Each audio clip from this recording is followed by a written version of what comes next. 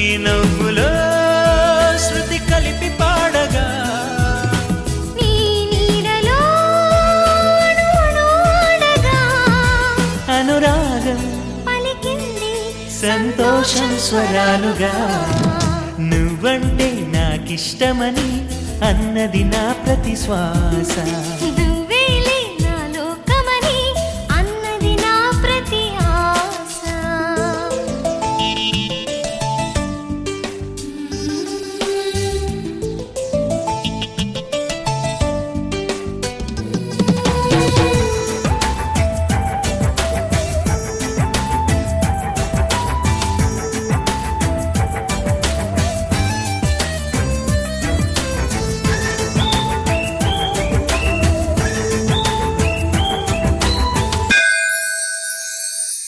గుడొచ్చింది దింపండి.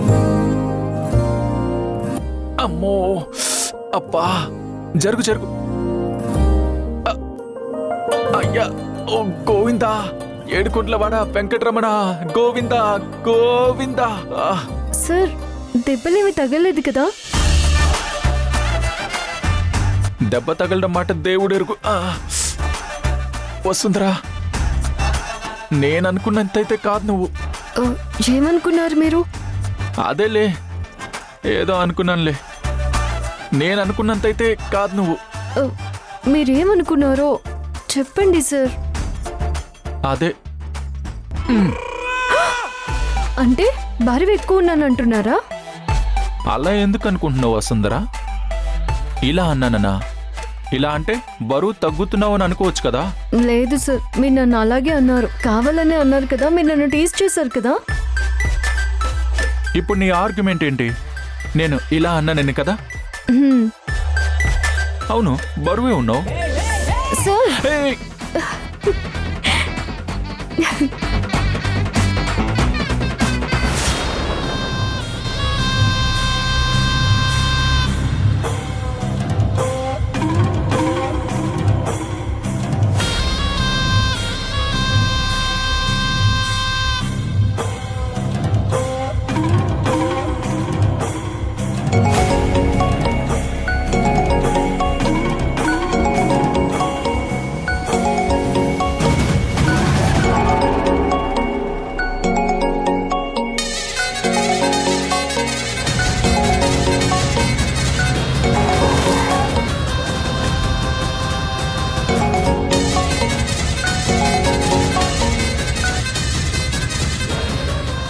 Hello సూర్య, అరవకండి, నాకేం చెవుడేం లేదు. ఎందుకు ఇలా చేసావు? డబ్బు తీసుకుని మోసం చేస్తావా? మోసం చేయలేదు, మాట తప్పాను. డబ్బు రేపే మీ ఆఫీస్కి తీసుకొచ్చేస్తాను. నాకు డబ్బు ముఖ్యం కాదు. నిన్ను నమ్మి అప్పగించిన పని ఎందుకు జరగలేదు? ప్రాబ్లం ఏంటి? అది పర్సనల్గా వచ్చి చెప్తాను. సూర్య, హలో. ఛ, ఏమైంది వీడికి? ఇలా ప్లేట్ తిప్పేశాడేంటి? ఎరా మనవడా, ఆ అమ్మాయిని చంపమన్నది మల్లిక అని ఎందుకు చెప్పలేదు? చెప్తే చెల్లి ఇంకా కంగారు పడుతుంది బామ్మ. వాళ్ళ గురించి తెలియలేదంటే అక్కడ మల్లిక కూడా వెంటనే ఇంకొక ప్లాన్ చెయ్యాలని ఆలోచించదు. లేదంటే ఇంకొకరితో చెల్లిని చంపమని చెప్తే మనం కాపాడుకోలేం. అన్నా, చెల్లి వాళ్ళ ఇంట్లో సేఫ్ అంటావా అన్నా? అన్నా, నాకేదో భయంగా ఉందన్నా.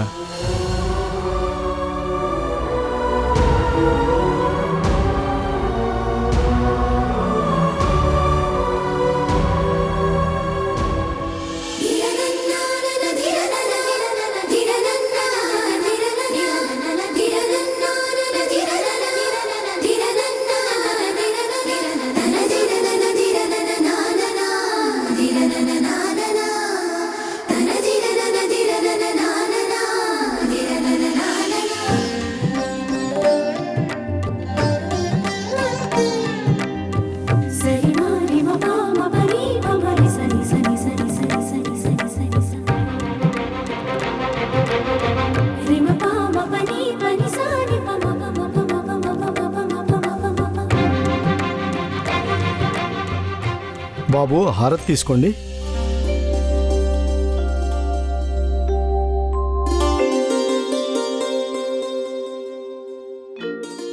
ఆయురారోగ్యమస్తు, అష్ట ఐశ్వర్యాభివృద్ధిరస్తు, శీఘ్రమేవ కళ్యాణ ప్రాప్తిరస్తు.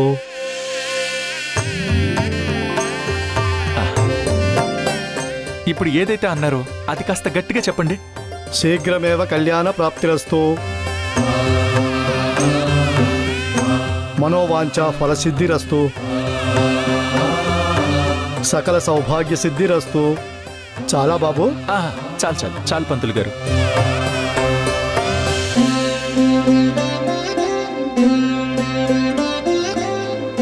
పదండి.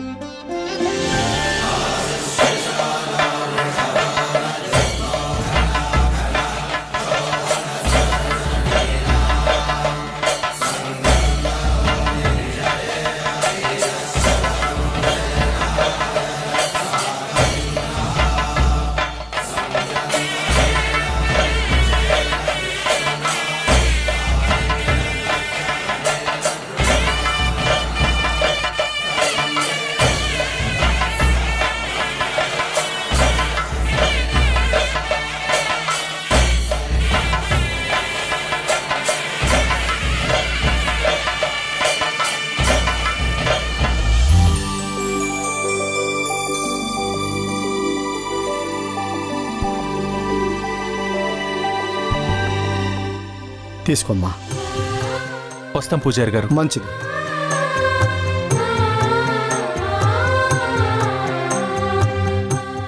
కూర్చోండి. దేనికి? గుడికొచ్చి కాసేపు కూర్చోవాలంట. కూర్చోండి.